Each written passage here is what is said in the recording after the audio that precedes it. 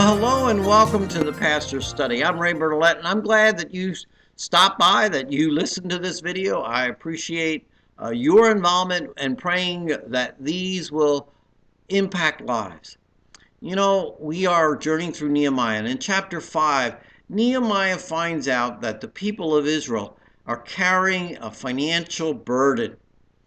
They are come to him and say, things in our family life, in our home life, in our just daily living is a burden.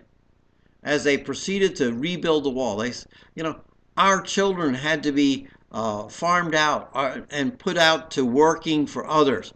We lost our land. We had to put it out, and we have no means of income. And now we've got debts, and we've got high interest on that debt, usury, the Bible calls it.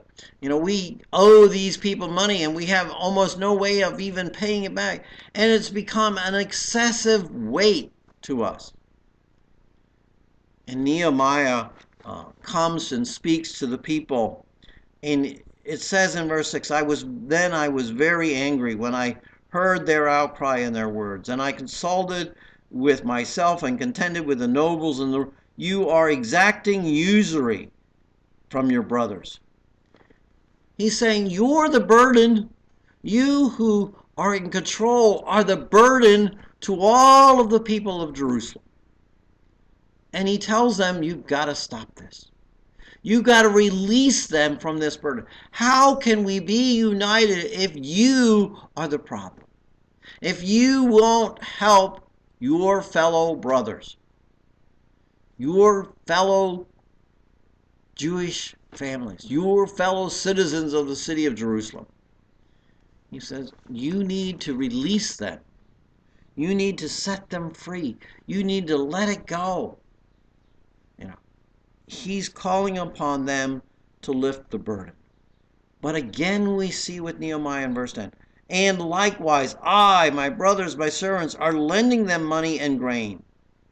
He says, not only did I encourage others to say, hey, you need to stop charging interest and help them out.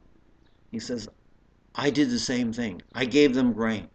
I gave them money. I gave them what they needed. There are times that we as a body need to help those in our midst who are carrying a burden. Examining how they got there sometimes is the wrong thing. Maybe they did make some mistakes, but you know what? In that critical moment, they need help. Helping them and teaching them how not to get there later on is a great thing. But helping them through that immediate crisis can lift the burden and can let them know that you and the body of Christ with you can. So be that example and show your care to those who you can help. Until next time in the Pastor's Study, goodbye, and may God bless.